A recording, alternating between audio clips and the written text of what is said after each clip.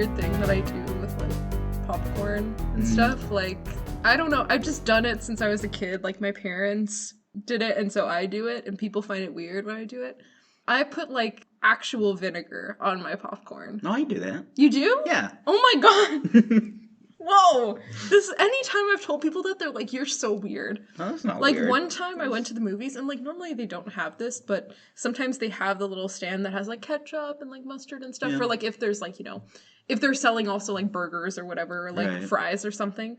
And there was vinegar there, and I was like, "Oh wow, they actually have vinegar." And so I took one, and my friend's like, "Why are you taking that?" I'm like, "I like putting vinegar on my popcorn," and she was like, "What?" I don't do that, but like I don't think that's weird though. Okay. You want to know what is weird? Is my sister will make a bowl of like chips and she'll pour so much vinegar that it's like cereal. Like she'll put a lot, and it's like sogging in vinegar.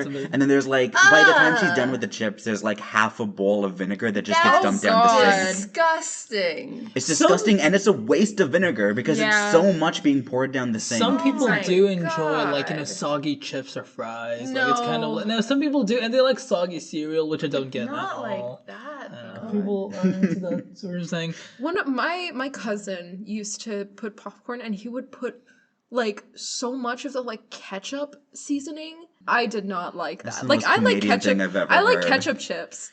I cannot put like ketchup seasoning on my popcorn. I like ketchup chips a lot, but I don't like dipping things in ketchup or like having ketchup with my fries and stuff. I don't like that. If it's in like the burger I'm having, I'll that's fine. I'm not gonna go out of my way to remove it, but I'm not the biggest ketchup guy. I like ketchup with my fries, but that's really it. I don't like ketchup with like chicken. People put ketchup with chicken, and I'm like, that's weird. Or like, well, it depends. Like fried chicken, or like chicken any nuggets. chicken. Yeah, I feel like that's a nuggets thing, right? I don't that's put more appropriate than like just like chicken breast or something. Yeah, that's that's crazy. true. But either way, some people still do that. There's people who have ketchup with like grilled chicken. I think that's fucking insane. That's weird.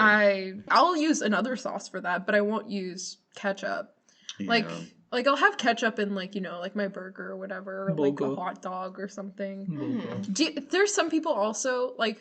Literally today at lunch, my dad, we went to my grandparents' house, and she made us like grilled cheese and like, some soup and stuff. And my dad grabbed like the ketchup, and he dips his grilled cheese in ketchup. And I don't do that. I don't like that's normal, but I don't like it. I just and he's like, "You don't dip it in ketchup?" I'm I did like, that no. as a kid all the time. Bogo. Grilled cheese was like the only thing I'd eat. All right, thank you for tuning into our food podcast. Okay, welcome back to Real Then.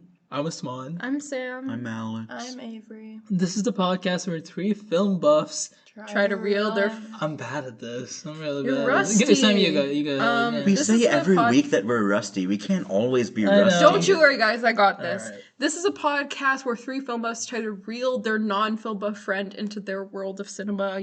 Film bro stuff. So true. See, I'm not rusty. And then she tries to do the same with her world of cinema. Of course, the friend in question being Avery. I feel like we don't have to specify that anymore. I feel like it's someone new. That's true. Episode. Well, But it's like I feel like you notice really quickly who the non-film person As soon is. as she opens her mouth. What? keep the suspense. Hey guys, figure out who the non-scum buff friend is. It's because we'll be like, Avery, what did you think about Blue Velvet? And she's like, Well, you bring You're it like, up. it's boring. I don't know what's going on. This week, It's weird. This week we're talking about Blue Velvet and Teen Beach Movie. Now, I'm really excited. Now, okay, let me just say, Alex and I are both big fans of David Lynch, and I feel like we talk about him like every single time we hang out. Finally, we're doing David Yeah, Lynch on we the haven't done a podcast. single David Lynch movie, That's which is crazy. really fucked up. Yeah, that's but kinda we're finally crazy. doing one. It's time. So, okay, Alex has seen this movie before, so have I. Yeah. well, you didn't say the other movie that we're doing, Teen Beach Movie. Teen Beach Yeah, Well, Movie. we're going to talk about that later. which is right? also equally an amazing and iconic film. Oh my god! Avery, I'm backing you up with this. I will say in advance. I did. Starring Ross Lynch, David Well, Lynch. it's a good thing we're talking Whoa. about Blue Velvet first. We're not talking about Teen Okay. Beach Movie right Sorry. now. So save And it. we I just shouldn't asked ever for talk last. about it. Best for last. Okay, so Blue Velvet. I've seen this movie a couple times. So this was Sam's first time watching Blue Velvet and Avery's first time watching Blue Velvet. Sam, you've seen a few David Lynch things. I've seen Eraserhead. I watched Mulholland Drive, and I didn't really process it. And I also I've been watching the first season of Twin Peaks, and I'm at the last episode now of the first season, of course. But what's your experience been like? Sorry, what's your experience been like with David Lynch? It's definitely something that I feel like whenever I watch his films, I need to kind of let them sizzle. And oh, for sure. That's how I feel right now with Blue Velvet, which I mean, of course, we'll get into more. But I watched Blue Velvet this morning, and so it's still really simmering within me, and I've been thinking about it all day. Mm-hmm. But I feel like it takes a while to really think about it. Eraserhead, I felt different when I watched it, moments after I had finished it, compared to now that I've thought about it and processed it more. So I feel like that's a big thing. It's tough to talk about a David Lynch movie the day you've seen it. That's the thing. Time. I came into this, I'm I don't even know what to say because I'm still thinking about it. I'm still processing everything. I completely get. I mean, I've seen the movie a couple times. It's still difficult to talk about, I think, because there's so much and you can't cover it all, and so it's just really. Yeah. I get what you mean. So that's what I feel. I feel like it kind of works hand in hand, the fact that I'm watching Twin Peaks right now while watching Blue Velvet, because, I mean, maybe it's just because all of my other experiences watching Lynch things have been, very separate. I watched Mulholland Drive over a year ago, and then I watched Eraserhead a couple months ago. Back in October, on Halloween. And then, but now, I saw episode 7 of Twin Peaks last night, and then I watched Blue Velvet this morning. And so it's, very close together, and you can really, feel that, Lynchian, vibe, I guess. And Blue Velvet is probably the closest thing to Twin Peaks that he's made. Yeah, it feels... Really? Oh, yeah. I believe he made Blue Velvet right before making Twin Peaks, I think. Could be wrong. Yeah, about that. Maybe 4 or 5 years before. But it was his next project after Blue Velvet, I think. I think Twin Peaks and Wild at Heart were around the same time. No, Wild at Heart was made during season 2 of Twin Peaks. When he stepped away from the show. Oh god, the film bros are arguing. No, this is why we don't cover Lynch. But I don't know, what he might have been developing them around the same time. Yeah. But either way, he's developing a lot of different stuff around this time. He tried to do Ronnie Rocket, and that didn't get made. I was telling Sam about Ronnie Rocket, which is a big thing. But yeah, you can definitely tell the vibes are very similar in both of them. Some context for Blue Velvet, I think. So right before Blue Velvet, he made Dune. Right? And Dune was a big... where there's the green screen? The green screen in the movie, yeah. But, the movie was a big flop, not just, at the box office, but it was, a bad movie. People really didn't like the movie. Including David Lynch. David Lynch, if you look up David Lynch interviews, and whenever anyone brings up Dune, the first thing he says is, I'm gonna kill myself. I fucking hate that movie. He actually says that. He turned down directing Return of the Jedi to make Dune. Really? And Thank God. Thank God. Did I ever show you that video of him talking about the Wookiees? Yeah. Yes. Yes, you did. It's a great so good. But no, George Lucas showed me these things called Wookiees, and I just had a horrible migraine headache. Yeah, he didn't like the idea of Star Wars. He took me for a ride in his Ferrari, and we went to this restaurant, and the only thing they had was salad. And then I called my agent, and I was like, there's no way I'm making this movie. Dune was Kyle MacLachlan's first ever major acting role, and it was a big flop, and so, Lynch's career and Kyle MacLachlan's career, it was going downhill, kind of, and that's when Blue Velvet came around, and it was kind of like a redemption sort of movie for both Kyle MacLachlan and David Lynch. Yep. And it was also produced by Dino De Laurentiis, who did Dune. And, Blue Velvet was such a small budget, he was just you can do whatever the fuck you want. He didn't give a shit. Yeah. And I believe this is Laura Dern's first movie? Her first major movie. Yeah, her she first had a couple major. Small things. She was in, was it Alice Doesn't Live Here Anymore? She was in, an early Scorsese movie. Yeah. She's 17 during the making of this, something like that. She is? She's 17 That's during the crazy. making of this, Well, she looks young. She's very young. She told this story about how, she was in college at the time in, a film program, and she needed to, request the leave of absence to work on this movie, and so she had to, send them the script for it to be approved, and they were not only will we not approve this, but if you make this movie, you're gonna be expelled.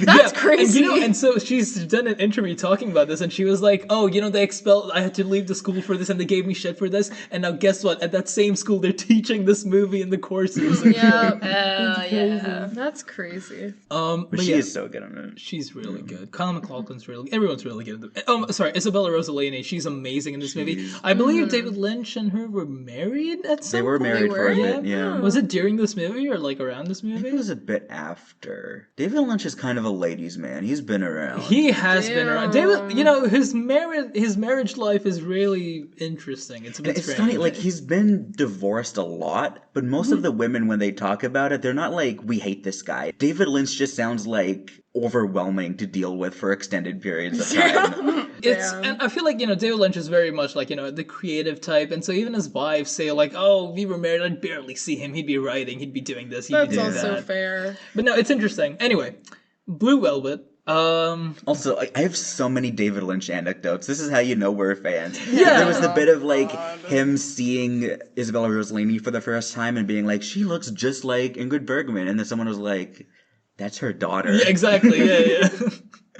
There's so many. We could get lost in this whole thing. So let's go to the movie. We have to stop just giving David Lynch anecdotes every sentence. This is going to be like me during Society of the Snow when I'm like, fun fact. Did you know this thing? There's a great, I'm sorry, we were talking about Bob Dylan before recording this, and there's a great Bob Dylan, David Lynch anecdote where he saw Bob Dylan in concert, and for some reason David Lynch was losing his mind because he was really far from the stage, and from his point of view, he looked like a tiny man, and Lynch was just confused. He was like, he's such a tiny guy. Why is he so small? What? He's so small. Does he not know how? He's so I think tiny. he's like really high. Yeah. He was like, oh, he's so small. I left the concert. I was so confused. That's great. Anyways. Okay, let's talk about Blue Velvet. Avery, what were did you have any, I mean, you've watched a few Lynch I've films. seen Eraserhead, and We did make her watch Eraserhead. The first movie Alex and Usman ever made me watch was Eraserhead, which I think is crazy. That was kind of crazy. Yeah, For some reason, I will say, Alex does find Eraserhead to be a normal movie, which, I mean, look, fine. But no, he finds it to be a normal movie to recommend to people getting into Lynch, which I think is insane. It is. I think Blue Velvet or Mulholland Drive is, like, the best entry-level David Lynch. Well, I think Blue Velvet and Mulholland Drive can, like, turn people off from David Lynch. But and Eraserhead can't? No. I agree.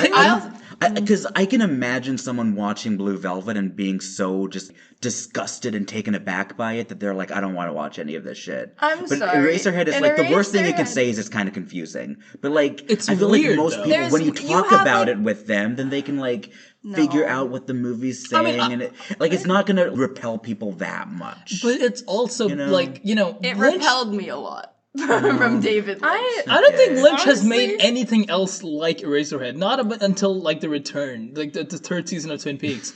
Yeah. You know what I'll say? I think this movie was a lot easier to watch than Eraserhead, and that's coming from me. Sure. I mean, this is a more normal movie than Eraserhead. I think. Yeah. I feel like I kind of agree with you, Alex. I feel like this. I mean, like, it's an easy movie to follow, but I feel like definitely the thing of, like, some people might be turned off because it's, like, at moments it's really hard to watch. It is, And it's, like, really disturbing and, like, dark. Eraserhead, like, it has its dark elements, but it feels more so like an introduction where it's, like, this is kind of a feel of, like, how, Lynch movies kind of are. Yeah. And, you can kind of decide whether you want to go further or not from that, I guess. I feel like there isn't really an easy way to get into Lynch, I'm going to be honest. You kind of just have to watch something. I guess Twin Peaks, but that's a big ask. No, but even the pilot is so strange. I was watching the pilot with Sam, and she was telling me, they're all so weird. Like, none of them behave like real human beings, and it's true. Don't. But Blue, I rewatched this movie a couple of months ago, and watching it, I was like, this is a really hard movie to watch, and it's really strange, because, like, Frank Booth, who's like the main antagonist of the movie, he's fucking abnormal. It's insane watching the guy. It's fun, I guess, but like it's weird. It's hard to watch. Roger Ebert famously despised this movie. Yeah. Because he was like, I can't believe he made Isabella Rossellini do all that shit. It's so degrading to her. Yeah, right. And that was a big talking point at the time. Roger Ebert, both of them, they did a review for Lost Highway, and there's a poster of Lost Highway that says, "Oh, look, 2 thumbs down," which means 2 good reasons to watch Lost Highway by David Lynch. They like David Lynch, I think. They like Mulholland Drive. Roger Ebert hated David Lynch until A Straight Story. That was the first one he liked. I thought then Mulholland Drive, he liked that one. Oh my God, but he hates Blue Velvet. There's this great clip of them on the red carpet, and Roger Ebert's like, "Hey, I watched Mulholland Drive," and David Lynch is like, "Oh, okay," and he's like, he says something backhanded, like, "Oh, really interesting movie. I have to watch that again or something," and David Lynch just smiles and says, "Nice to meet you, man." It's crazy. Anyways, Avery, did you have any expectations? I knew nothing about the plot of the movie, but I knew it was a David Lynch movie. So I had the expectation of, like, when I was watching it the entire time, I was just kind of waiting for things to get weird right till the very, very end. So I was kind of like, I don't know, like holding my breath the entire time for like, all right, when's it gonna hit? When's it gonna happen? Okay, so do you want to walk us through the plot of the movie? Okay, so this movie is about Jeffrey. One day he stumbles upon a ear in the field, and he's like, there's an ear in the field. I'm going to take this to a detective. He sees an ear, and the first thing he decides is to pick it up. It has like bugs and shit crawling on it. And he's like, I'm going to take this. Yeah. So put that in my pocket. Yeah, he takes it to this detective, and he's like, "Hey, I brought you an ear." And the detective's like, "Oh, interesting. That's an ear, all right." Anyways, thank you for bringing this to me. Yeah. So then. And then they take it to like the coroner, and he's like, "Yeah, that's an ear." Yeah, and then we meet Sally, the daughter of the detective, and she's like, "Hey, Sandy, sorry," and she's like, "Hey, there might be some sort of lead at this apartment. The apartment is of this blue jazz singer person, right?" So then they're like, "Oh, we're gonna break in." So then they break in, and then while Jeffrey is in the apartment, Frank, this weird guy, comes in and he witnesses some stuff, and then it becomes about him, Jeffrey, like, tracking down the people who, like, because the blues singer, Frank kidnapped her husband and child, so then Jeffrey goes to, like, help I'm forgetting her name, the blues singer, the jazz singers, they track the bad guys down, save the day, yippee-ki-yay. You know? That is indeed the plot of Blue Velvet. Yeah. Good job. Thanks. I understood the plot. Script, Paul Schrader, the guy who wrote Taxi Driver and Raging Bull, directed First Reform, stuff like that. He got given the script of Blue Velvet, and they were like, "Hey, can you improve the script? Can you fix this and all?" And he read the script, and he was like, "This is like the best script I've ever read. There's no way I can improve this." And David Lynch later thanked him, like, "Thank you for letting this movie get made." That's so funny, because one of the things that I thought of, and like, I don't know if this is like a proper comparison, but when watching this, I was thinking a lot about Taxi Driver.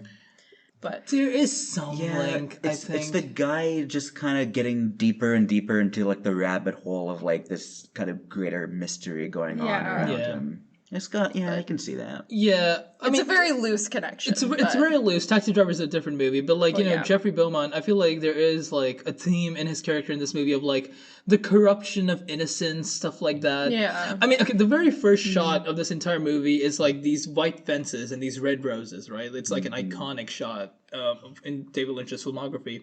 And then the camera like sort of like goes down beneath, these roses and the fences, and it's just like these bugs, these ants crawling, right? Yeah. Like it's a very on the nose sort of thing of like, what do you make of that, Avery? Okay. The whole opening scene. It was like the beautiful suburban neighborhood, and then like the bugs and underneath. then the guy passes out in his yard. Oh, that's true. Yeah. Yes, I like the zoom in shot of the dog eating the water very aggressively. Oh yeah, that made me laugh. But why do you think that was there? Like, what's the point of that being the opening scene, in your opinion? That's a great question. I did not think of it.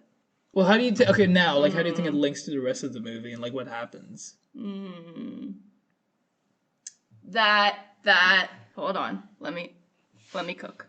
That there is a good side, a darkness, or not an ugly side to everyone. Boom. Because we have the blues singer who's like this star, this whatever, and then she has the uglier. That's one way of looking at it. Tone to it. I don't think that's completely wrong. It's not completely wrong. It's fine. I think the most obvious and like common interpretation of that is that look, it's a movie about American suburbia, right? Mm-hmm. And then you go below it, and there's all this evil and darkness and ugliness beneath like all of American suburbia, not just like individual people. Right. It's like the evil underbelly of like American suburbia. Yeah, which is and the reason you mentioned earlier how this connects well with Twin Peaks, because that's what Twin Peaks is about too, in a way. Like the evil, like this innocent town and all the like dark evil shit that's beneath it. Yeah, and it's like the beautiful like homecoming queen, but like then you get into like what was really going on that led to her being killed. Yeah, and like what she was. Spoiler. It's the first scene. Yeah, it's the first scene. No, like you had mentioned this to me, Usman, before I started Twin Peaks, but David Lynch does have an obsession with like trees and stuff. Like, what is this called? Lumberton? Isn't that what the town is called? He loves wood. And like, there's he loves a lot wood. of... He loves like the natural elements. He loves electricity is another big one. Fire. Fire, walk with me. He loves nature. And I think to go even deeper into the suburbia theme, it's important that it's not just nature. Right? It's not like beautiful shots of nature and then the stuff underneath. It's suburbia. Yeah, which exactly. isn't natural. It's a man-made way of obfuscating the dark stuff underneath. And like propping up an idea of like, this is how we're gonna ignore all of that, is the image and the beauty of the suburban American life. And how that's really kind of, and there is some beauty in that. Like David Lynch loves cherry pie and like, the cafes, right? He isn't saying that all of American life is terrible. Like he's very much like I don't know what the term, but like a romantic for that kind of 50s Americana. Of course, 100%. But he also recognizes that there's something kind of evil in the way that's being reinforced as a way to like push aside the dark stuff. That we don't want to think about or confront any of that. Yeah. And so our escape is to like build up this idea of what America like should be. Exactly. And one of the shots in the opening is like, I love the shot. It's like the fire truck going by and there's a guy standing and he's just waving with like this giant smile. That's exactly, these are the types of things that that hide the ugliness. And it's like, I'm not going to spoil Twin Peaks, but that's like a major theme of The Return. Oh my god. It's not just here's like the good stuff on the surface and then bad stuff underneath. It's how the good stuff is being used to like ignore that the bad stuff is happening. We could do like a whole episode on The Return. We could do 15 episodes on The Return, but like... Please no. I think something, this isn't related, but I'm just going to bring it up real quick. One of the major themes that's different in The Return to like the original series is how it takes place in like, the 2010s. So it's like modern technology and stuff, right? There's this scene in The Return where they go into the Twin Peaks sheriff office and the sheriff sits down and he has these computers pop up and he's on the computers like, oh, what's happening here? He's on Skype and stuff. There's so much Skype usage in The Return. And I think that's a good link to like, I don't know. That's a whole other thing. Let's not get into that. But yeah, Lynch loves the whole 50s aesthetic, like 100%. He does. You even hear that like in the soundtrack of his movies, and even in the soundtrack of this movie. One of my favorite song, the Blue Velvet song. The Blue Velvet song, and one of my favorite scenes in the entire movie, the In Dreams. That's such a by good Roy scene. Orbison is played, and Dean Stockwell is just kind of miming the song. Yeah. It's a really good it's a great it's a funny thing. You know why the scene is that way? Originally it was supposed to be Frank Booth singing the song, but Frank Booth showed up to set not knowing how the song goes, and so Lynch was like, "Okay, you just mime the song," and Frank Booth just like look at him and be amazed and like emotional. Yeah, he's like crying. Yeah. It's such a good scene. Yeah. Maybe we'll build up to that, but Yeah. Fun fact. I'm sorry. We're not gonna ever. We're 20 minutes in and we've barely discussed the movie. Roy Orbison did not give Lynch the rights to use his song in the movie, but somehow Lynch found some loophole and he used it anyway. And then Roy Orbison stepped into like some movie theater, like years in the future. He watched Blue Velvet and he's like, "Wait, that's my fucking song!" And then he was like, "Oh, that's actually a good usage of it." And so he kind of did like a homage to it later. Damn. No, yeah. Well, Avery. What did you think of it? Do you have any, like... Of the movie? Yeah. Do you have any outstanding thoughts that... Or questions, things you didn't understand, or that too. whatever. The ending. The ending part. Well, okay, we'll get to the ending. Okay. Weirdly enough, I actually think I understood most of this movie. It's a very straightforward movie. Yeah. In terms of, like, the basic narrative, I think it's very easy to understand. Is, I can't say that for Mulholland Drive and Eraserhead. Because I only half watched Mulholland Drive, and Eraserhead's just bizarre to me. But I still think Eraserhead's plot is so simple. What do you think? Hold on, if you had to quickly describe the plot of Eraserhead, like off the top of your head. It's about, like, a dad coming to terms with the fact of being a dad or something. That's what it is. It's just so bizarre. Like, we're not... Okay, we'll discuss But so is this. It's a bizarre movie, but the plot is simple. It's not, like... No, but the difference between Eraserhead and this movie is, like, in Eraserhead, there's just really weird, like, literally the opening of Eraserhead, like, what the fuck is that? That is... The first... Did I ever tell you? I love Alex's take on that opening scene. He calls it, like, the act of sex or something. Did I ever tell you, like, when you guys first made me watch Eraserhead, I remember, like, being a minute in, and seeing that, and I remember thinking of texting you guys being like, I can't do this. I actually can't do this. Okay, but no, Blue Velvet. That was kind of fucked up for Blue Velvet is very, it's like a very, like, it's a watchable movie. Yeah. Yeah. What did you think? Like, here's the thing, I don't have many thoughts about this movie, weirdly enough. Like, did you enjoy watching it? I'm so neutral about this. It was fine. I didn't dislike this movie, but I also think I had different, like, knowing that it was a Lynch movie, I had a different expectation. Did you just expect it to be like extremely surreal the entire time? Yes. Okay. So I think because it wasn't that, I liked it more than I thought I would. I mean, but that's only because I knew it was a Lynch movie. It's fun. It's funny. There's some funny moments. I will say, there is Yeah. some funny moments. The one where he's like, what's the fucking beer? Yeah. I hate Heineken. Blue Ribbon. Heineken. Fuck that shit. That Blue Ribbon. or like, you've never been to Pussy Heaven? Or something like that. He's like, you want to go for a ride? No. Or like, what? You don't want to do what? Go for a ride? That's a great idea. There's a great line where he's like, he yells like, "I'll fuck anything that moves," or something. That's a good one. Like, there are some really funny moments. I love with the Heineken Pabst Blue Ribbon thing, how like Kyle MacLachlan's not even mic'd properly, so like his like line sounds terrible. It's so funny. Heineken, fuck that shit. Pabst Blue Ribbon. It's so good. No, okay, there is depth to the Heineken bullshit in this movie because there's so much mention. Yeah, there is. He keeps talking about Heineken throughout the movie. There's so much Heineken mentioned like in this when movie. they first go to the cafe. where the nightclub, whatever. Yeah, where jazz. Yeah, where she sings. He's sitting there with Sandy, and he's like, "Oh, have you ever had Heineken?" It's like, "No, my dad only drinks something a Guinness. different one. Different one." He's even like, okay. lower on the hierarchy. Yeah, it's just like such an important bit. Yeah, it is. Like it definitely it is. appears a bunch of the time, and it's like, okay, I don't know enough about beer culture to like truly get into this, but I feel like there is a sort of like, Frank Booth is just like this manly sort of testosterone fueled, like, oh fuck everyone, and like that type of guy, this violent man. And Jeffrey Beaumont in this movie, Kyle MacLachlan's character, is like the most average guy, right? He's just like some guy living in like this suburban area, and he drinks Heineken, which is like a basic beer, right? It's like the default sort of beer that anybody would drink.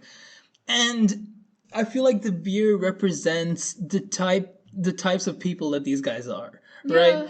Like Sandy's dad is like this police detective inspector guy, and he represents a very specific, archetype in the American suburbia, hierarchy. And like Sandy, her only experience with beer is like what her dad drinks. Like it's a very like innocent, pure, image. And I mean, like she throughout the entire film, she's kind of that image of purity that kind of tries to bring the plot back to like I guess normalcy and like this like pure girl next door romance type thing where she's like, oh, you want to go to prom with me? But also she has a little bit of curiosity. Like she still wants to, participate in what Jeffrey's doing. But Jeffrey's also like, no, I want to keep you out of this. And there's that whole scene where she's like, oh, I had a dream about like these robins and all. That's an important scene. We'll get back to that. But also like, because Jeffrey is like the college guy and she's like a high schooler. Yeah. And he's trying to impress her where she's so innocent, but he's like, I know so much about beer. And it's Aren't Heineken. I cool? Right. Yeah, Heineken, it's such a cool beer. But it's not, I'm the right? cool Like, college guy. Yeah. And then he gets like so humbled when an actual like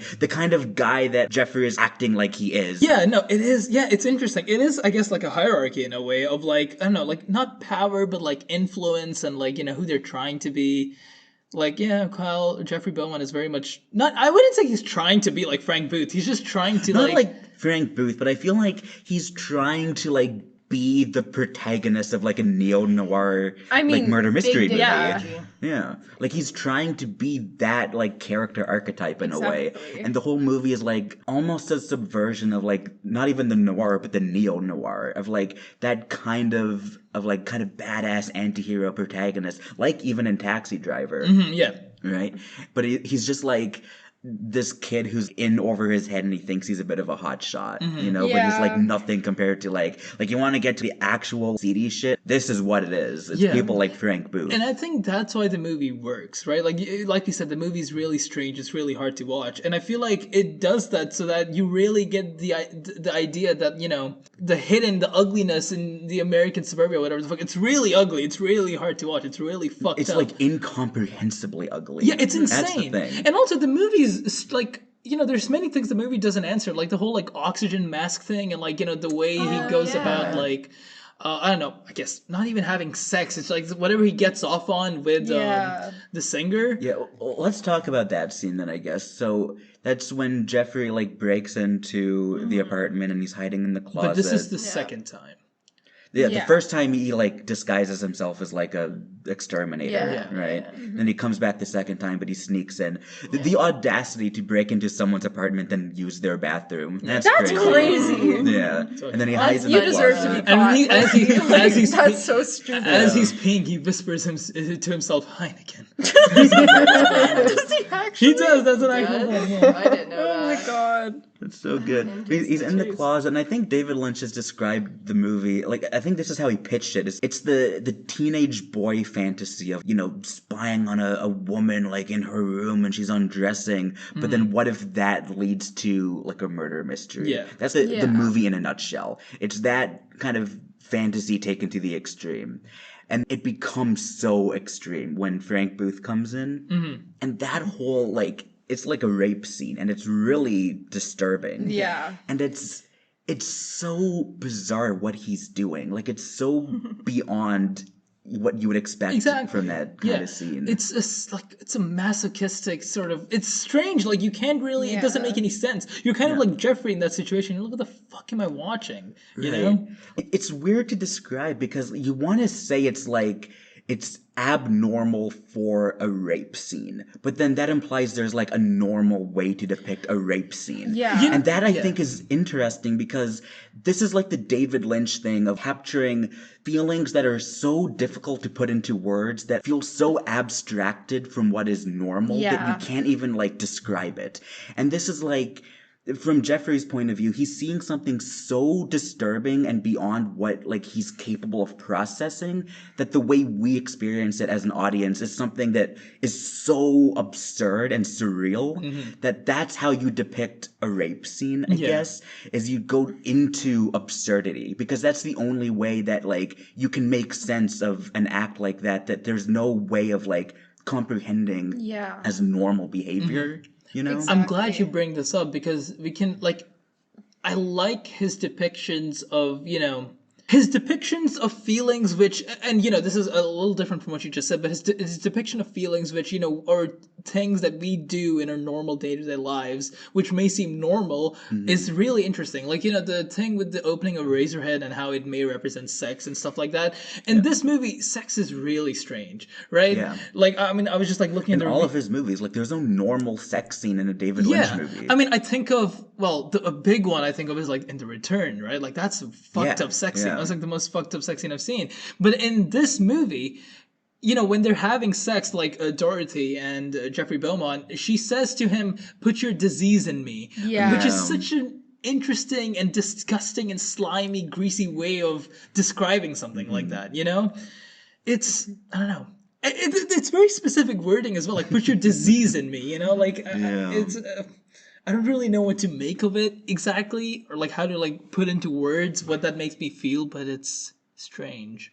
Yeah, he depicts quote unquote normal things, but like in such a surreal way to call attention to how weird that thing actually is in reality. That's the thing. Like I think what makes it really interesting is it kind of puts us into question of like, oh, what is like, a normal rape scene? Yeah. Like, it's like you can't, but it's like I guess, have been, I mean, in most films, if there were to be a rape scene, they wouldn't show it mostly. Like, it would kind of just be implied or like, it would cut to black or like fade out or whatever. But like this, you see it so like fully and like viscerally in a way. You don't even know what you're seeing. And it's like, that's the thing. It kind of makes you... Like, it's more disturbing than just like a more like straightforward depiction of a rape scene. Exactly. Because it's more like emotionally evocative. Yeah, because there's a feeling of like, okay, I know this is wrong, but I also don't really know what's happening, and I don't know why I think it's wrong, because like it's just weird, right? Like it's you never see anything like that. It's so fucking bizarre. It specifically highlights the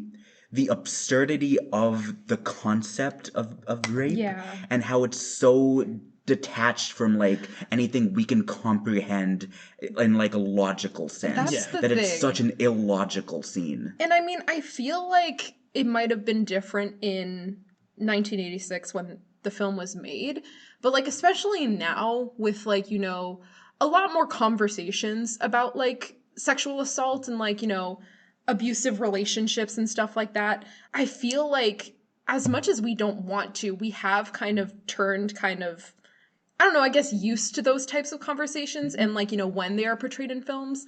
And so I feel like it also works as a way of kind of like defamiliarizing ourselves from this and like seeing it in such a way that we've never seen it before, that like it impacts us how we should be impacted by, these rape scenes and by like, these acts of sexual assault. Like it hits us in a different way and makes us realize, this is not a normal thing. I mean, of course, nobody's going to say sexual assault is normal, but it like hits us in a way that we're not used to. And it kind of calls into question why we're used to those conversations in the first place. Like, we shouldn't be desensitized to those things. Exactly, because, you watch this movie, you're like, oh, that's a fucked up movie. It's like, any movie depicting a rape scene in any way is fucked up. Exactly. It's just this movie does it in such an absurd way that you're not compelled to like, whoa, that's really messed up. That is like, if I were to find one trait to really summarize, like, the term Lynchian, like, that's it. That's in all of his stuff. Yeah. Like, Eraserhead, like, it's that the movie, and The Return especially, like in The Return, it's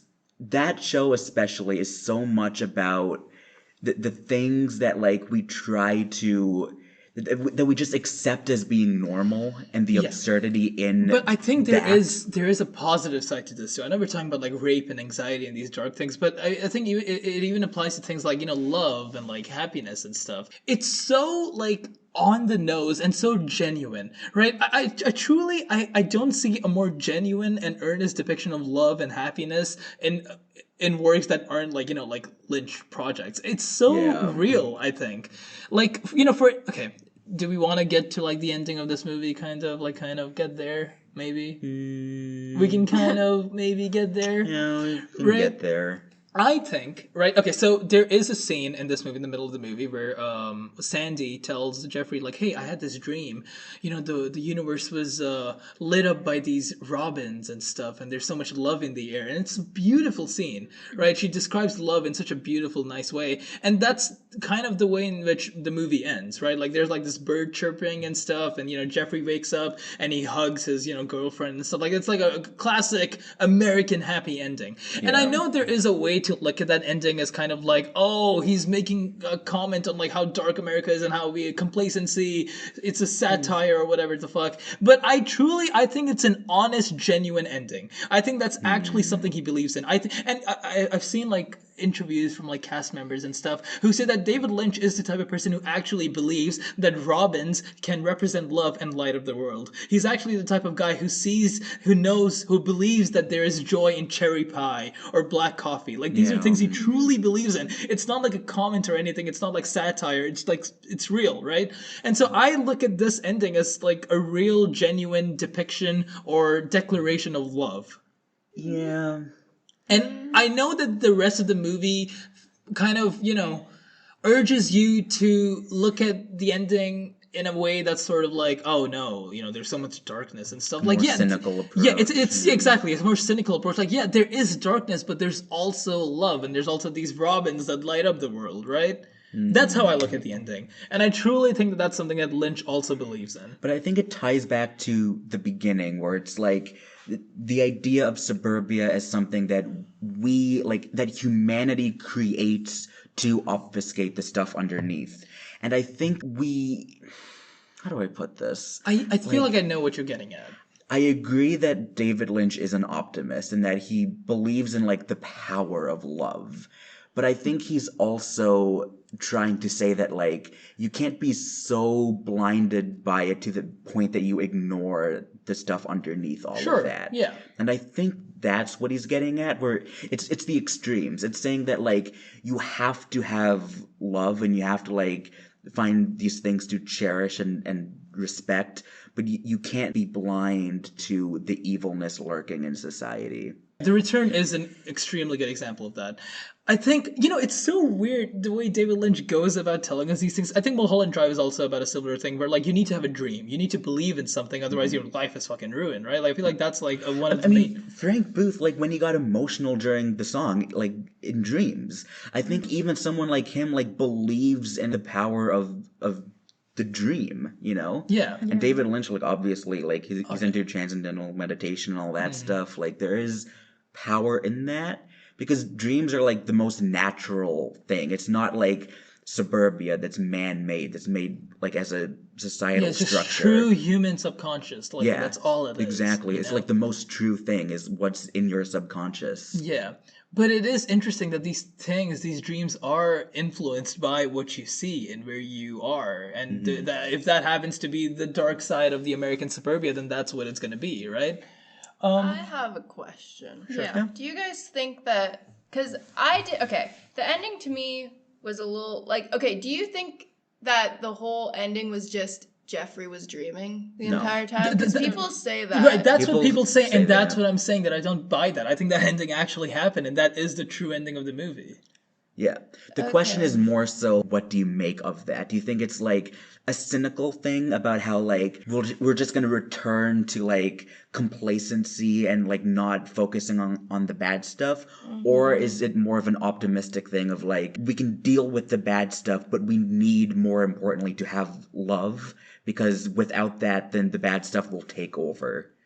And there are two different approaches. And the second one, I think, is David Lynch's thesis in general. That's the important thing. A lot of his movies are like about like warning, like about a warning about what happens if you swing too far into one side. Right? Mulholland Drive is about, like what your life's going to become if you don't believe in a dream, if you don't have that hope inside of you. Twin Peaks... There's a line in season 2 of Twin Peaks where one of the characters is asked, what do you fear the most? And Twin Peaks deal with these dark and evil forces and stuff like that. And the only logical way to combat a dark and evil force is by light, is by love, right? Like the good natured of human beings. And this character is asked this question, like, oh, what do you fear the most? And the character just says, the possibility that love is not enough. And I think the Twin Peaks The Return deals with this idea of love simply not being enough to combat the dark and evil nature and forces of the world. And that's exactly what I think the season ends with. That's what it's leading towards. And it's interesting. I think again. And what if like love blinds you? I think exactly. Yeah, love blinds you. Yeah. Oh my god, that's the end of season 2, isn't it? Yeah. That's legitimately the end of season 2. What if love blinds you? And the end of The Return is more like, what if even if you aren't blinded by that love, what if it just isn't enough? What if you just can't fight it?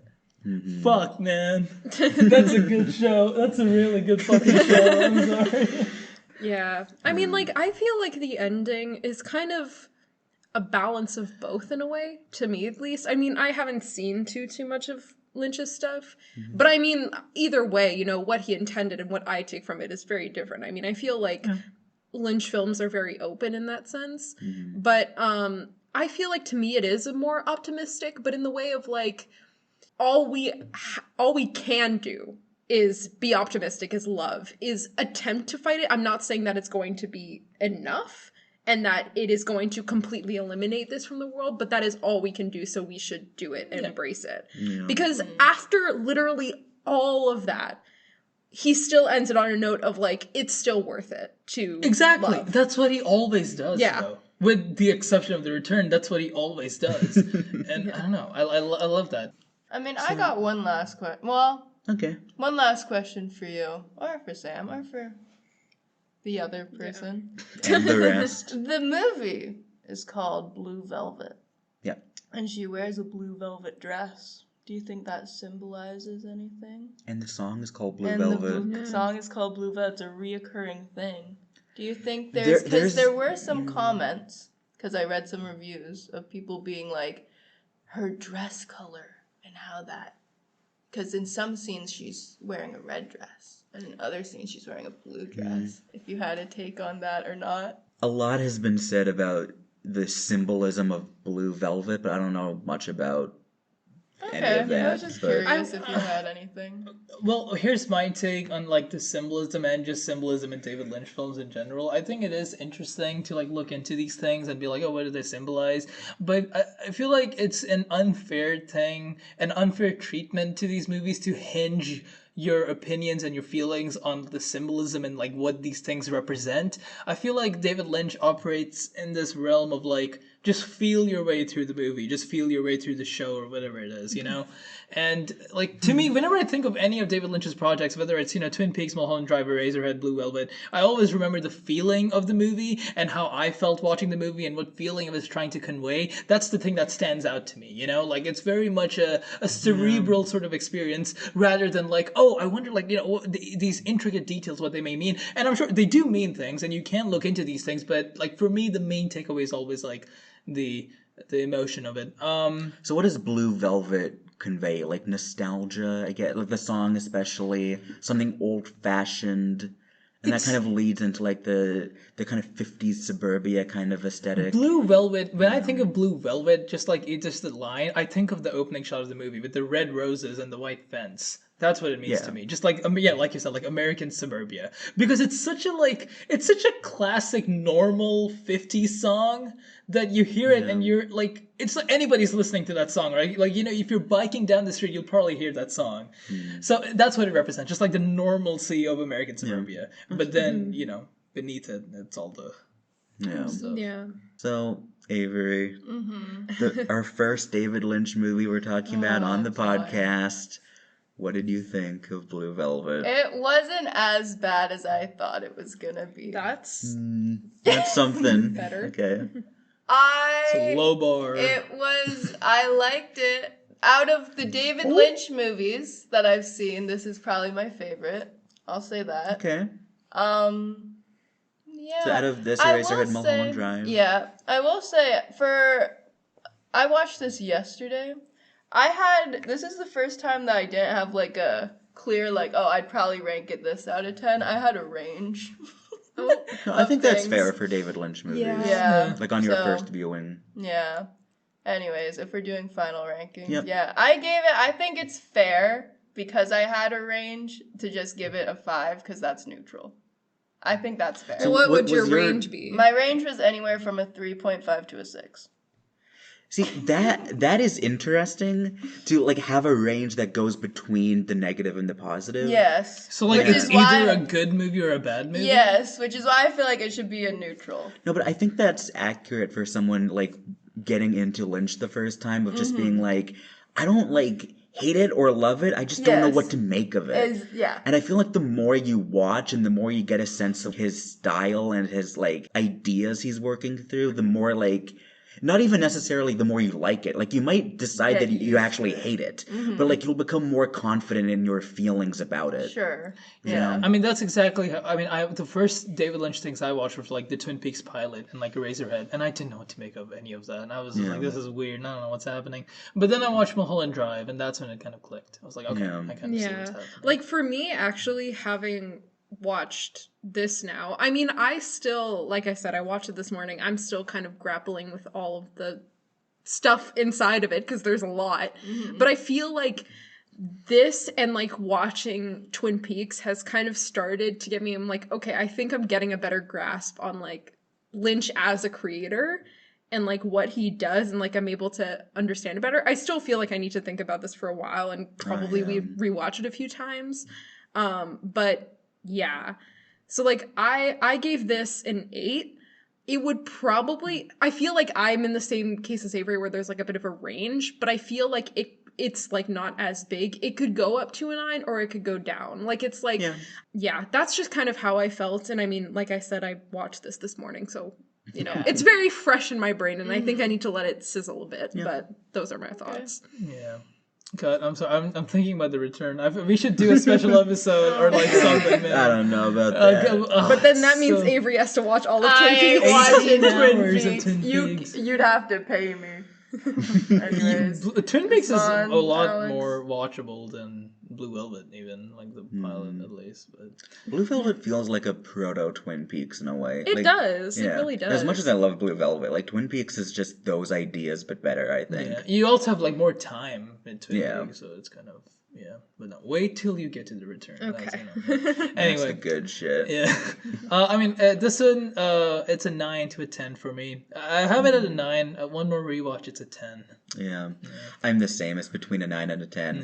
Like, I think I feel like it's a 10, but I have it as a 9 on Letterboxd because I think relative to the other David Lynch things I have given a 10, I think it's a little below that. Yeah. Like, it's not as good as The Return, Fire Walk with Me, Eraserhead, Mulholland Drive. Yeah. It definitely feels like a tier below it, but like it feels like a 10 still, but it's between a 9 and a 10. It's great. I do think there are aspects of like, you know, these characters and the way he goes about this movie that he improves upon a lot, like in Twin Peaks and Mulholland Drive. Yeah. So just for that reason. I think like one thing I saw as I was reading a lot of the, you know, when I was going through the reviews of this film, I feel like one kind of like difficult thing to grapple when you're dealing with themes of like, especially like sexual assault and like these really abusive situations, you have this issue where it's like, you don't want to make the character only, like, that's the only thing about them is like their pain. And like, that's kind of a lot of the, you know, more critical reviews that I've seen where people are like, I don't like how this entire character is just about, you know, this sexual assault that she's going through, which is completely fair. That's and I think reasonable criticism. That's why my rating, I was close to giving this a 9. I had it at a 9 for a bit, but then I brought it down to an 8 specifically for that. Because I feel like, yeah, that's a really difficult thing when it's like you're trying to tell the story and like, you know, share these themes, but you don't want to make your character all of that. Right. And I'm sure that Twin Peaks does a better job of that, mostly because they have... Twin Peaks is so good. Mostly because they have more time. I mean, even the bits you've watched of Twin Peaks so far, Laura has been through some sort of sexual assault, but there is more depth to her character than just the sexual assault. And that's exactly it. Yeah. It's like, I think it was mostly a thing of like, there isn't enough time to develop this character, and it's like there are more aspects to her, but it feels like when you're doing like a first watch or a very like kind of surface level, you know, haven't really gone into like the depths of it, it does feel like a lot of her character is that. Yeah, he figures this out not only on Twin Peaks but also on Wild at Heart. The character does go through like a sexual assault experience in that, and so that would handled a lot more. But also I think like his intention with this character is so different from Laura Palmer. We're like, and I do agree with what you're saying. Like, I think with Laura Palmer, like, he's making a more conscious choice to make a character.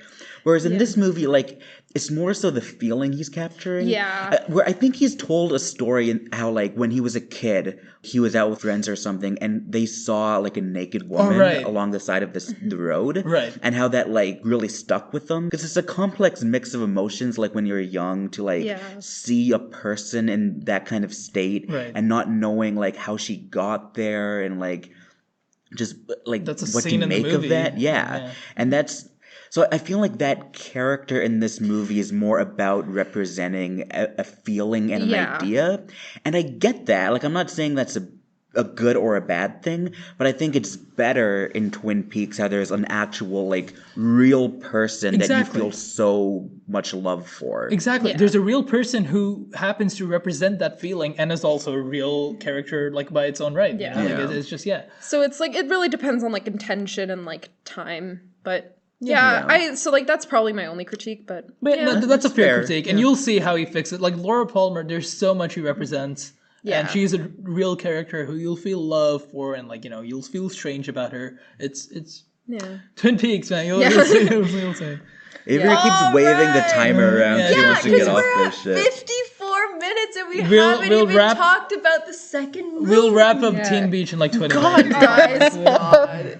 No, we need. Okay, the second movie. I don't even want to talk about. Let's talk about. You hate it that much? We'll I think it's a fun. Let's talk about Teen Beach movie. Twin Peaks movie. Twin Peaks movie. So far walk with me. Let's talk about Twin Peaks movie. So, would you like to summarize it, or would anyone else? Did you guys have any expectations going into Sam it? And I did have expectations. I mean, I'll be honest. Okay. The only person who hadn't seen it was Usman, right? You've seen it? Well, okay, so I had it marked as watched on Letterboxd, and watching it now for this, I don't think I've seen it. Maybe I have. Like, I didn't recognize a single thing that happened, but I recognized the music.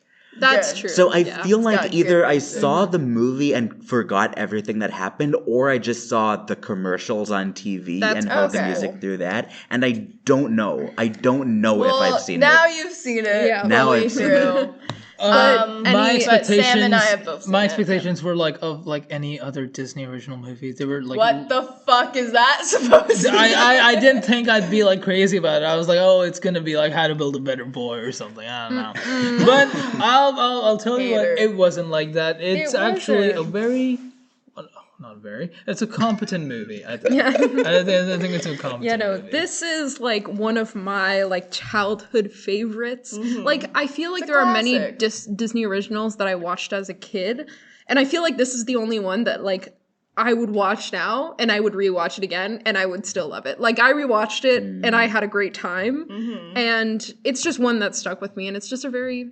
fun, nice It's a great movie. Yeah. We all have those childhood movies. I can't blame you for that. That's the thing. But I think also, in its aspects, it's better than a lot of other Disney no, it definitely is. We'll get into that. I think it definitely is. Okay, so the plot of the movie, we have Brady and Mac. Brady and Mac. I'm Mac. They're like surfing people. Surfers. They're surfers, right. They're surfing. They're surfers, you know. Surf. It's an endless summer. They're surfing. They're in love. They're in the best day. They're having the best time of their life. And like, so Mac, her aunt comes over, and she's like, "Hey, you're going to prep school for the summer or something." No, I just want to surf. I want to be a surfing school year. No. But Mac's like, "Oh yes, I have to be like my mother." And you know, Brady's like, "No, you don't. You're like your own person." And Mac's like, "I don't even know what that means, man." And she's like, "I just want to be a surfing person." Yeah, but anyway, so Brady, she's like, "Fuck being a doctor or a lawyer. I want to surf with Ross Lynch." Brady and Mac's grandfather are like big fans of this movie called West Side Story, kind of like, you know, a parody of like West Side Story. Oh, I didn't even make that connection. I know. I didn't make that connection to watching it like yesterday. Oh, did you actually? I didn't know West Side Story as a kid. So I still haven't seen it. I did get that, like, watching, like, the commercials for the movie when I was a kid. I was like, oh, it's like West Side Story. You're Alex, though. I don't think I had seen West Side Story. Alex, the movie guy, would get that. But yeah, so they're big fans of West Side Story. Anyway, No, they're fans of Wet Side Story. Sorry, I'm so sorry. Oh god, they're big fans of Wet Side Story. So anyway, it's Mac's last day, and they're like, "Oh, big storm's coming, a big surf, a big wave's gonna hit, so we have to like ride the wave." Yeah. And Mac and Brady are like, I don't know, quote unquote, like broken up at this point, kind of, but not really. And so they go into surf, and Mac's like, "Okay, I'm gonna go hit this wave," and she's surfing and stuff, and her granddad's like, "Oh my god, wait, what if she gets hurt or something?" And Brady's like, "Okay, I'm gonna save her. Don't worry, I got this." So he goes into the ocean, and he's like, "I'm gonna save Mac," but then somehow they get transported to Wet Side Story, like the movie Wet Side Story, and it's a summer day. The colors are all bright and stuff. There's music in the air, and then the musical dance number plays, and then another musical dance number plays, and then another one plays, and then well, yeah, they're just in this, and it's just West Side Story. Like, if you know the story of West Side Story at all, it's just that, and they're trapped in the movie. Well, the whole thing. We'll get into that. That's not true, but I actually haven't seen West Side Story, I must say. Neither have I. But I will say the only one that's seen it. The Maybe gist, that explains some things. The gist of the story that I know, it's kind of like a gang rivalry. It's like a Romeo and Juliet situation of like that type of thing. That's the part that's similar. It's like there's no Italy. What? There's no like evil scientist with their weather machine in West Side Story. Okay, I love the. I didn't. Okay, as a kid, I watched Jessie. I did not realize that it was Bertram. I didn't realize that till yesterday, and I was like, "Oh my god, Bertram!" Yeah. Sorry. No, because the whole thing with it is that they're stuck in this movie, right? And they're like, "Oh, we need to wait until there's." Like, there's like a storm again. Yeah. And Brady's like, oh, there's a storm at the end of the movie. Mm-hmm. But then they fuck up the plot because the two characters, what are they called? They Back to the Future. So Layla and Tana are Layla and Tanner are supposed to fall for each other. But Layla, what? I'm Victoria. I'm sorry. Asshole. Sorry, you've seen the movie. I thought I was like, fine. Go ahead. Go ahead. Go ahead. Hold on. Oh my god. Oh, no, so Layla and Tanner are supposed to fall for each other, but they fall for Mac and Brady. And then Mac and Brady have to get them back together. Yeah, it's like Back to the Future. In order for them to like cause the storm to happen. It's so much like Back to the Future that like their clothes start disappearing and stuff, and it's just Back to the Future. It's more Back to the Future than West Side Story. Yeah. I've seen two. Like, as someone who hasn't seen Back to the Future or West Side Story, Back to the Future? How the fuck have you not seen? Haven't we covered this because it was playing in theaters and you were all like, "We're gonna go see it." And there was some reason why we didn't, but no, I've never seen. No, I've seen. They hate us. They just hate us. I've seen 2 Back to the Future inspired movies this year. That's true. Yeah, that's true. They're one of the band that showed the movies also. No, that's a movie. Okay, we can talk about that. No, we need to talk about the movie that we're talking about, which is Teen Beach Movie. Yes. So one thing that I really like about this movie, and like something that I think why it works, is that it uses a lot of the things that we will kind of make fun of these Disney originals for, but it works in the sense that they're in the movie. Yeah. So it's like, oh, they're doing that because it's a movie thing. You like run to the left, I run to the right. No, it works so well. And like one thing I love too is that all of the scenes where they're surfing and they're in the movie is such a clearly like really bad green screen of them like being like, whoa. But then when they're actually in the real world, they're in the water. Like you can see the difference. Yeah. And like there's all of these things that like, clearly they wouldn't have been able to do even if they weren't in the movie. Like, they get interrupted before they kiss and like, oh, there's all of these little like, tropes and stuff that make it very like Disney original, but it works because if you're a kid watching it, then you're like, oh, this is normal. But if you're an adult watching it, you're like, oh, they're making fun of all of these things that they kind of have to put in their movie. It's really well done. Wet Side Story is the type of movie I expected Avery to recommend, but it wasn't, we got a different movie. I do like that aspect of it. I think it works really well, and it makes it really funny, and it's just an enjoyable film to watch. Can I just say one thing I did know about this movie before going into it was that there is apparently some scene in the movie that La La Land completely rips off, and I will say, upon watching this movie, La La Land does indeed rip off a scene off of Teen Beach Movie. It's fucking crazy, and like to the point of like it's a lovely night scene in La La Land, and they're sitting on the bench, they're dancing on the bench and stuff, but it's not even the fact that it's a bench and they're dancing and it's a guy and a girl. No, like the movements are like the exact same. Like they do this leg move sitting down, and it's the exact same move. To make it stop. It's fucking crazy. It's crazy. I have a note that just says that song pissed me off. What? I don't like that at all. I can't stop singing. That's probably my least. That's one of my favorites. One of my least favorite scenes in the movie. That pissed me off. I don't like that song either. What? But there are some amazing songs. I like Cruising for a Bruising. That's such Meant to be like me. Falling for you. I like me.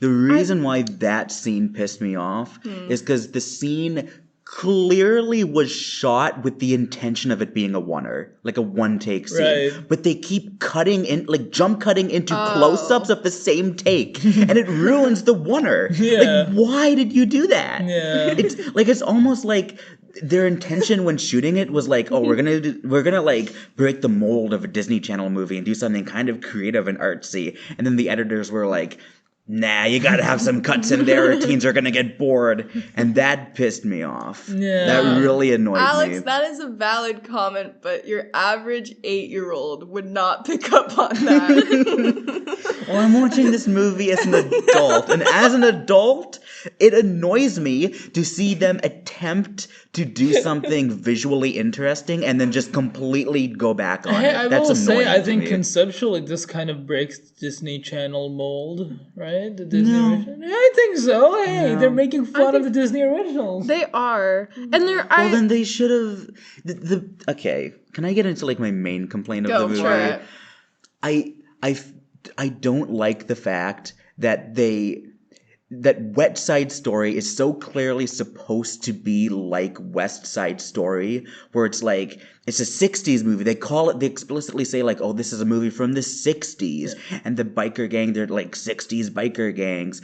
But the movie doesn't feel anything like a 60s movie. That's fair. Like, even what you were saying with like the green screen stuff, it's like, I understand the appeal of that, of like, in the real world, like it's actually shot for real, and in the movie it's green screen, but that's not how it would look if it was a 60s movie. Yeah. And the music doesn't sound like music from a 60s movie. You don't think Falling for You? No, it sounds like a Disney Channel. That's the thing, like... This is a crazy nitpick. No, it's a huge issue. Like, I'm not even saying the music is bad, but the music it's like any song from a Disney movie. I feel like this is the time to do... a Disney movie. No, but that's the thing. That's the problem. Like, if you're gonna talk about how like this movie, it's doing something a little different, it's not like a normal Disney movie, then like it should actually try to do something different. But it's not. It's not actually breaking the mold. It's just doing the Disney Channel thing again, but being like self-aware about it. Yeah, it's being self-aware about it. That's a step. I mean, like I feel like the movie. I would like this movie a lot more if the movie they go into and get stuck in was just a Disney Channel movie and not a movie from the 60s. Dude, that would be actually insane. Imagine if they get stuck in like Princess Protection Program. Yeah. Or they get stuck in Camp Rock and they're like interacting with like Mitchie. I think conceptual. I think it's implied that they're kind of making fun of Disney Channel movies, but in the movie they just say it's a 60s movie. I feel like you're nitpicking. No, but they try to lean into it. Like, the more they lean into it, the bigger problem it is that it just doesn't have that feel. But it's not really trying to be a 60s movie. Yeah, it just happens really to be a 60s movie on paper. But the whole, like, it is. It's just West Side Story, but like... There's modern adaptations of West Side Story. That's not the point. But like, they're treating it like a 60s movie where it's like... Are they, though? Yeah, they're trying to pretend it's a 60s movie, but it fails at it.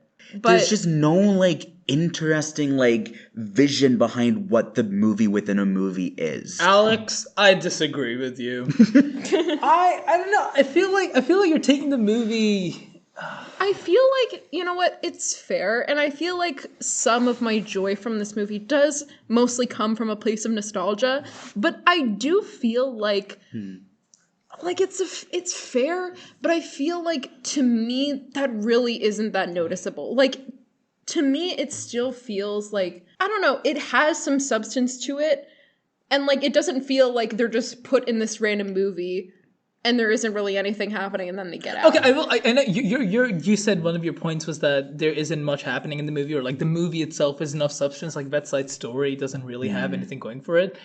It doesn't have a consistent voice. That's my problem. I get the whole 1960s thing. Like, sure, maybe they shouldn't have kind of started with that. That's fine, or like kind of added that. But I feel like if you do look at through the lens of like, this is like a Disney Channel original, like think of like How to Build a Better Boy. There's like this whole like romantic teenage, you know, thing happening, but then on the side there's also this weird like, you know, group that made this robot and stuff that's happening in the background, and they're kind of like this evil in all these Disney part Channel of it. original movies, there's always some big bad guy, and there's like this small romance, teenage romance happening, and that's what this movie does. I feel like the 60s thing is just it's like a plot point. It's just like a random setting, right? I don't think that the movie tries to put much emphasis on it beyond them just saying like, oh, this takes place in the 60s, and like the joke of like, oh, we're gonna use 60s vocab and slang and stuff like that. Like with the chick and all.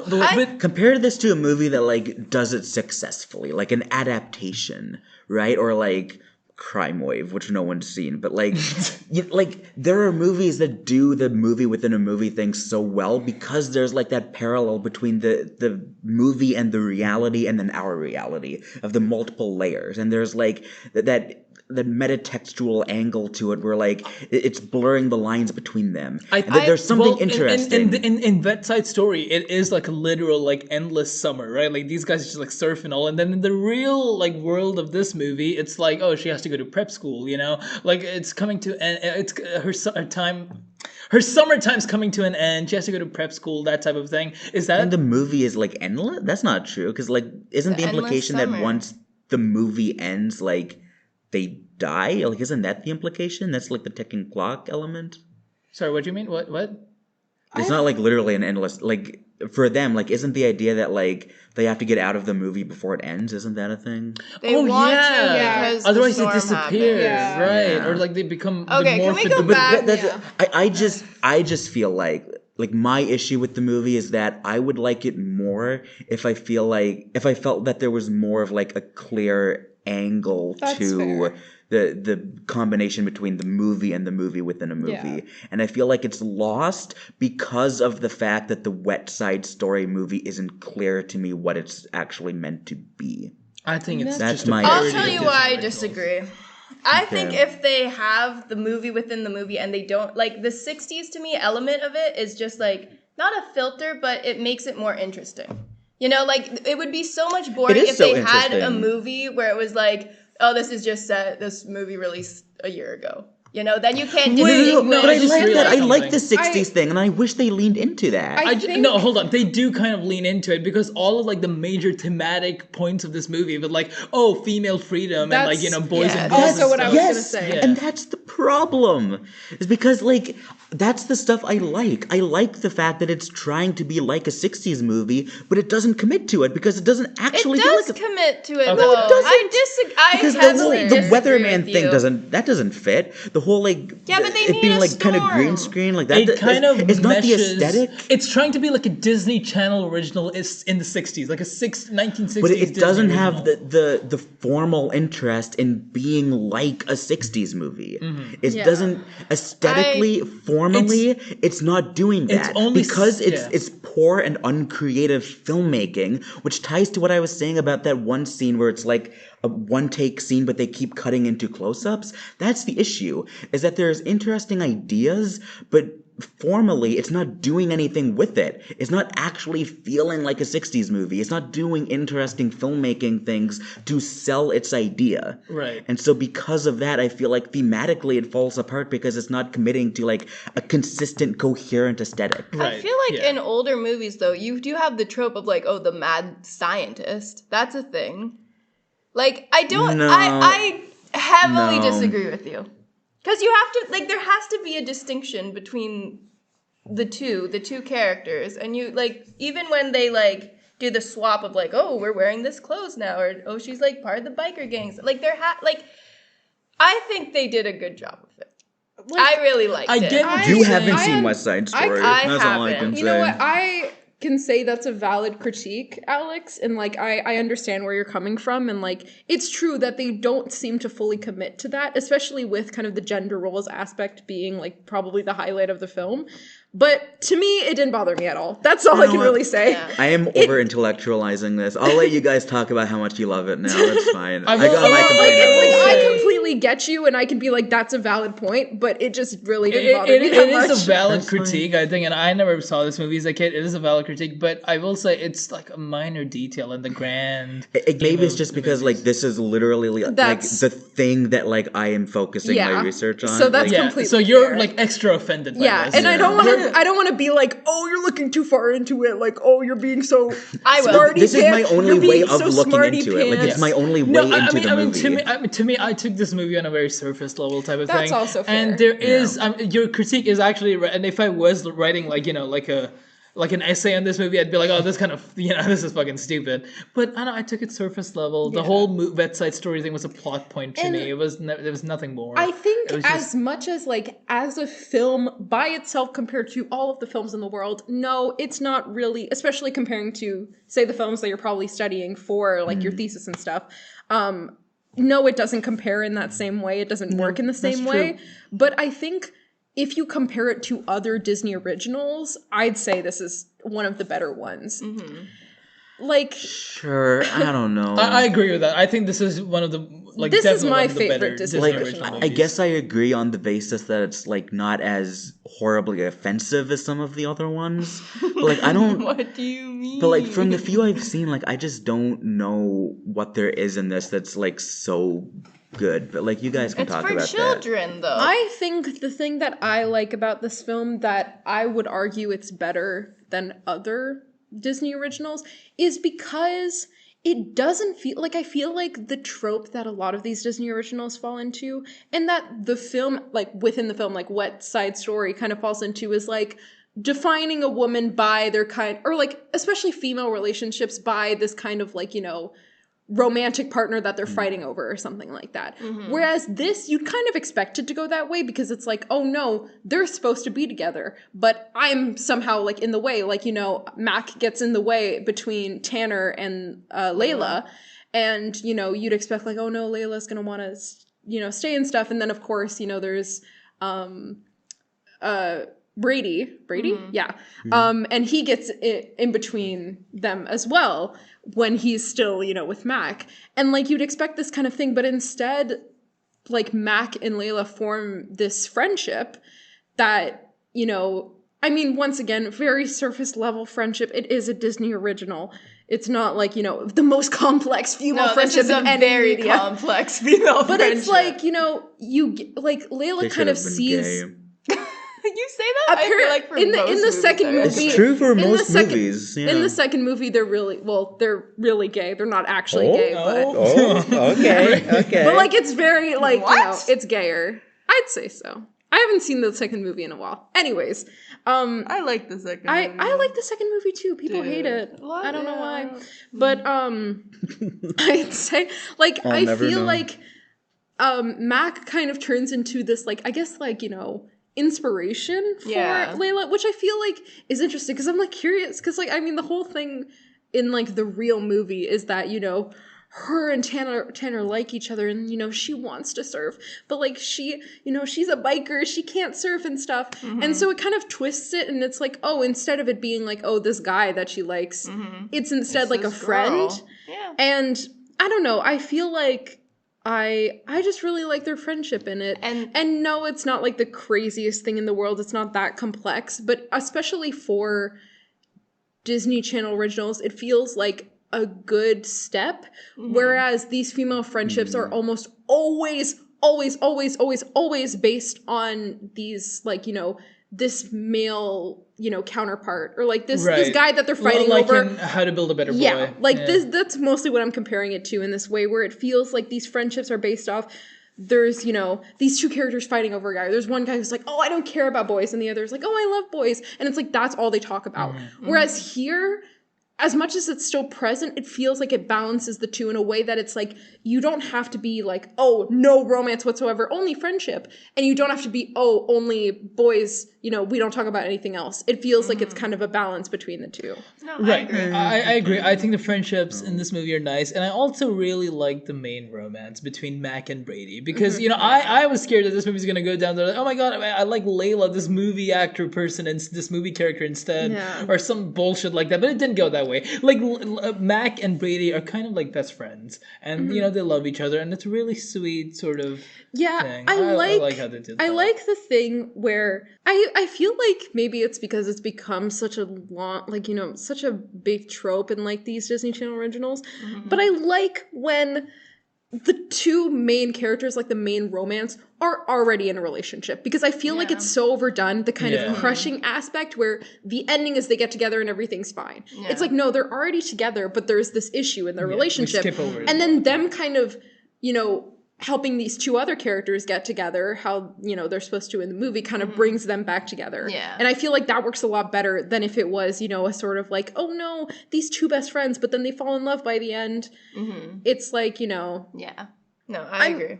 I mean, like, in general, yes, this is just a Disney Channel original, and a lot of my love for it is based on nostalgia. I watched this movie so much as a kid. I loved it. I watched Austin Alley, and so whenever I see Ross Lynch, I think of Austin Moon, and we all had a big fat crush on Austin Moon. So, like, you know, it was just, it's that kind of movie. I love it. I feel like the music is really fun.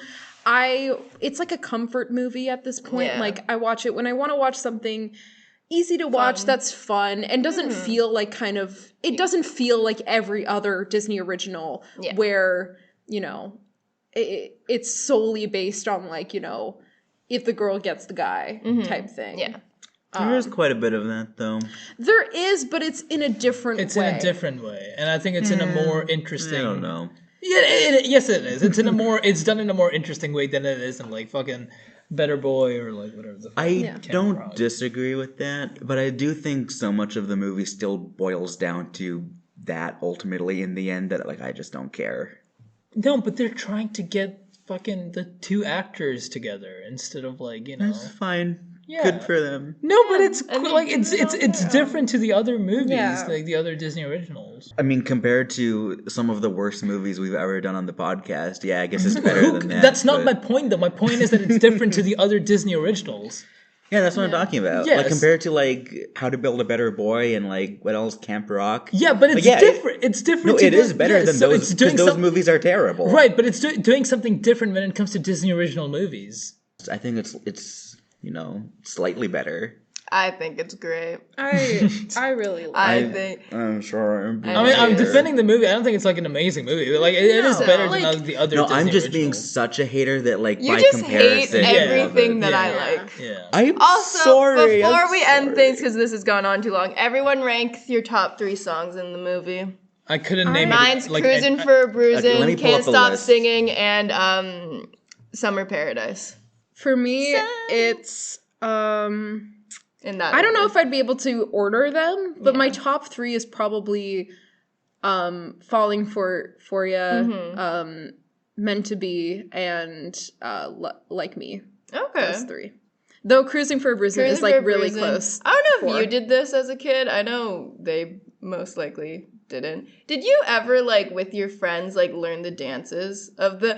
I know all the moves to Cruisin' to a Bruisin'. I don't know all the moves, but I remember doing it. Like, one of my friends had, like, a huge bedroom with, like, so much space in the center. Yeah. And, like, whenever we'd have, like, sleepovers and stuff, like, one time we watched it and we tried to learn the choreography. Or, like, for the... the first part, like the first, is it Summer Paradise? Summer Paradise, the like one when at they the end. oh, that's at the end. Yeah. What's the song at the right when they show up in the in the movie? No, I know. Oh my god. Surf Crazy. Yeah. There we go. That's a good one too.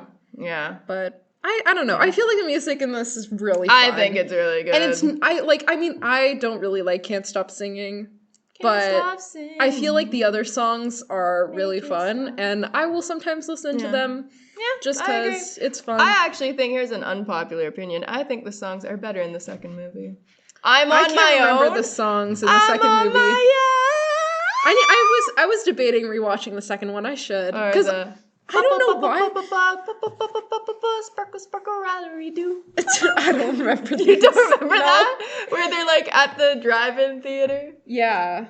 Is that like right at the end? Like when they're back there? Or oh, okay. Anyways. I need to rewatch it. Do you have your top 3? Come on, Alex. I like Cool, I like I Feel Pretty, and I like Officer Krupke. Those are my top 3. What are those? From West Side Story. No! Okay. Alex, stop being mean. I love the part in Officer Krupke where they're like, "Dear Officer Krupke, Krupp you!" Nobody has seen West Side Story here. Swan, what are your top 3? Krupp you! That's such a good line. It's a banger. No, it's not. I know I know 2 songs from the movie, so fucking Surfing Crazy. I like the bit in Curb Your Enthusiasm where Larry David is like singing like that in the car, and he's like, he yells the Krupp you line like as he's driving past a bunch of children at a lemonade stand, and their mom comes and confronts him. Alex! And she's like, why did you tell my kids to go fuck themselves? Anyway, I like Surf Crazy. Crazy. That's a fun one. Yeah. I'm Mac, or I'm Brady. That's what they. And I like Cruising for a Business. I couldn't name you any other songs. Okay. So that's my top 2. Okay. I have the list here. And the thing is, like, I recognized most of them just from, like, I guess commercials on TV. But I don't think any of them stand out to me, aside from just like, oh, I recognize them. A lot of them, too, have shown up, like, on TikTok and stuff in recent years. You think he watches no. Well, no, but I mean, like, some clips that are using those, like, audios might have shown up on, like, on X, everything. Okay. All right, final ratings. I gave it an 8 out of 10. I also gave it an 8 out of 10. Hey, we agree. All right. Like, it's a loose 8. It's like, I feel like if I were to rate it, like, based on, like, how good it is just as, like, a film, it would probably go to, like, a 7. But I gotta give it that extra, like, nostalgia factor. Yes, it's a fun movie. do. It's comforting. I like it, so. Yeah. Come on, Alex. 6. What? Out of 10. That's it? Didn't you give it a 7 on Letterboxd? Did I? Yeah. If I did, Fuck you, Swan. My bad if I did. All right, 7, it's Alex. It's a 6 out of 10. We're counting as That's a 7. so fucked up. Alex? What? I give it like a 4 out of 10. Oh my god. All right. Really? I don't hate it. Have you given any of the like Disney it. movies like a 5? Above a 5? 5. What did you give PPP? Do you remember? Yeah. Well, it wasn't for the podcast, but it couldn't have been more than like a 3 out of 10. I don't think it was. What did you give Camp Rock? Camp Rock is... This is the same as Camp Rock. What did I give Camp Rock? I don't remember. Let me check that. Okay. I didn't really like that one either. While you're checking, connections now, guys. So what are the... I gave it a 3 out of 10. Yeah. I liked it more than Camp Rock. There's songs. You know what? That's true. It is maybe my favorite Disney Channel movie. Yeah, see, that's what I'm saying. It's like the best one out of the bunch. Well, it's the least, like, offensive. Well, it's... Like, it doesn't offend me, like, morally. I just think it's, like, poorly made like any other Disney Channel movie. I think it's a solid 6 type of movie. Like, I think it's like, fun at times. You guys are boring. All right, the girls will have our back. The girls who watched this as a kid and had a big crush on Austin Moon. Or shout out to you boys. guys. Yeah. Or boys, Or that's boys. true. Anyways, Anybody who had a crush on Austin Moon, I feel you. You know what's weird? I did not have a crush on Austin Moon. No? I was Leo Howard. Do you know who that is? No. Jack from Kickin' It. I didn't watch Oh Kickin' It. my No. god, he was so dreamy. But we'll talk about that. There are 2 people with Lynch as their last name. yeah. There's Ross. Okay, let's actually think of something where there's the connection. So yeah, there's songs. There's a blues singer, and the girl sings. Layla sings in the movie. True, they're singing. Blue Velvet's a musical. Mm-hmm. Yeah. I think Blue Velvet is kind of like a pastiche of like 1950s suburbia. It's kind of playing up that kind of stuff. And then, Teen Beach Movie is also like nostalgic kind of movie for like the 60s, and it's not really a pastiche, but I don't know, fucking whatever. There's some kind of connection there, right? I feel like they're both, paying homage to like these old genres, That's true. Yeah, that's a connection. Yeah. There we go. Yeah. I think they may fit well as a pairing. I see what you mean. I think you watch Teen Beach Movie first and then Blue Velvet. That would be a fun time, I think. Yeah. God, I really can't think of anything else. The water is blue. The water is so true. The Blue Velvet is blue. Lots of blue in David Lynch's work. Yeah. Blue Rose. That's true. The Blue Rose. The Blue Rose. Yeah. You don't know what that is. It's okay. Not yet. Oh, you do know what that is. It's on my head. That's true. Oh, true. Yeah. When you see it in the show, you're going to be like, oh my god, it's the Blue Rose. It's the Blue Rose. You're not seeing it anytime soon. Okay. Yeah, it won't be for a while. That's okay. Yeah, I can't really think of any. I feel like they're so opposite. I mean, like the whole thing with like Blue Velvet is like, the uncovering of like the deeper, darker sides of these things. Whereas like Teen Beach Movie is like a kids movie. Okay, like hold on, I got one, guys. So in Blue Velvet, it ends in like we're all happy. It's like a dream, like we love each other type thing. Even though, and at the end of Teen Beach Movie, Mac and Brady are like, "Oh my god, we're so much closer because of this thing that happened." And they end up loving each other. What's the link? They both love each other in the end. They love each other. Okay. That's a good link. What? Blue Velvet, like David Lynch's, the rest of his work, is it's about like dreams and whatever, and the whole idea in Teen Beach Movie of them going into this movie, it's like a dream, having a dream. There we go. Right, it's like, did they literally get stuck in the movie, or is it like a shared hallucination type That's thing? Fair. David, has he done any musicals? Yeah, all of his movies have music. I feel like he's a music man. Music man. Yeah, that's true. Yeah. Well, I don't even know if we could make anything else. Thanks everyone for listening. Shout out to Alex for editing this episode. You're gonna have fun doing that. Well, if I do it successfully, they're not gonna know anything went wrong. Well, then there we go. Well, and just in case you leave in errors, we'll say this. Alex, just like if you notice a lot of bullshit in this episode and weird jarring cuts that don't make sense, it's because we have on the big screen right now. We have the actor awards. You have the actor awards, and so you see. At the time of recording, Timmy was the favorite to win the Oscar. We're not talking awards. This is coming out after the Oscar. This is coming out after the Oscars. Guys, hope you have a good day. Let us know if Timmy won the Oscar. Because I wonder how the Oscars turn out in the future. God, But yeah, that's about it. Thank you for listening. Watch Teen Beach Movie. Watch Blue Velvet. Stay fresh. Blue Velvet. Comment down below. Do you prefer a Heineken or a Pabst Blue Ribbon? Heineken? Fuck that shit. Pabst Blue Ribbon. I'll fuck anything that moves.